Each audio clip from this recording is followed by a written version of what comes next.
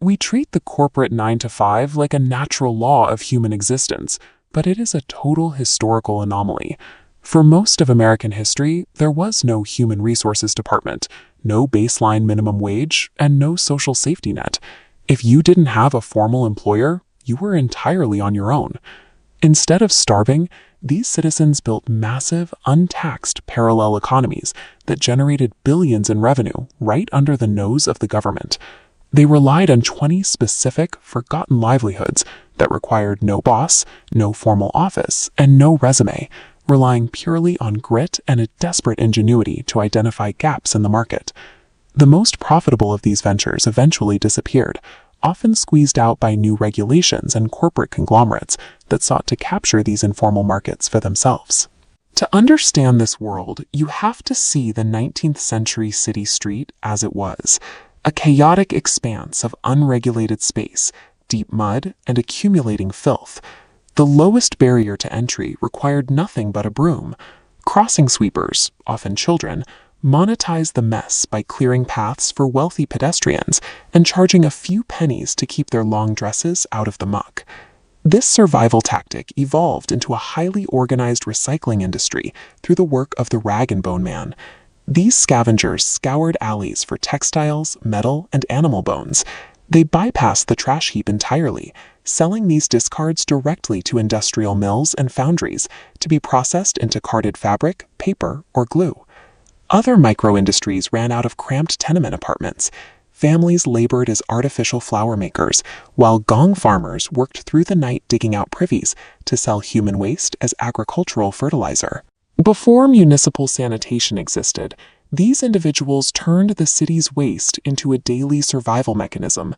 Extreme poverty fueled a system of resourcefulness that functioned as the city's unofficial infrastructure. Before automated infrastructure existed, the dark early dawn hours offered an entirely different way to make a living. People functioned as human microchips. Without electric timers or affordable alarm clocks, workers like lamplighters and knocker-uppers were the city's only way to maintain a schedule. A knocker-upper would march through industrial neighborhoods with a long pole, tapping on bedroom windows until they were certain their clients were awake and ready for their shifts. This microeconomy was powered by pregnant women, elderly men, and off-duty police officers. They held the power to keep the manufacturing system running simply by managing the city's morning routine.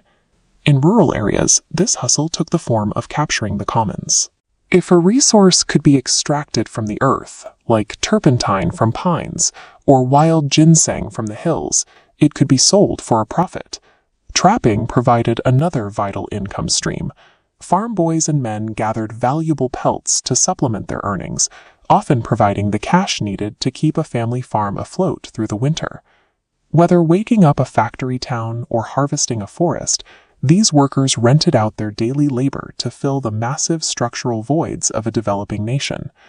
As these informal trades grew, street-level survival scaled up into massive, unregulated local monopolies. Independent farmers turned the winter into a multi-million-dollar global business. They harvested frozen ponds, shipping blocks of ice as far as the Caribbean and India to be stored in massive insulated icehouses. In New York City, tea watermen cornered the market on the city's few drinkable springs. Their delivery carts were so numerous they caused mile-long traffic jams, forcing the city to pass some of its first traffic regulations. This decentralized economy reached its peak during Prohibition. When the government banned alcohol, ordinary citizens, farmers, housewives, and immigrants simply took over the market. This black market generated billions of dollars annually. At its height, the illegal liquor trade out-earned the entire federal budget of the United States.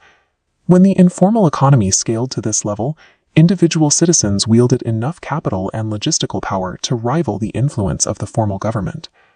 As the 20th century progressed, this sprawling parallel economy vanished, replaced by an increasingly rigid and regulated modern world. These independent livelihoods disappeared as the formal economy identified the massive profits being generated and moved to institutionalize them through new laws and industrial scale. This chart tracks a direct exchange. The death of the independent hustler provided raw market share for the modern corporation. The knocker-upper was replaced by the mechanical clock, the tea water man by municipal reservoirs, and the rag and bone man by centralized sanitation. The blueprint for wealth creation remains the same: identify a gap, harness a resource, and solve a problem without waiting for permission.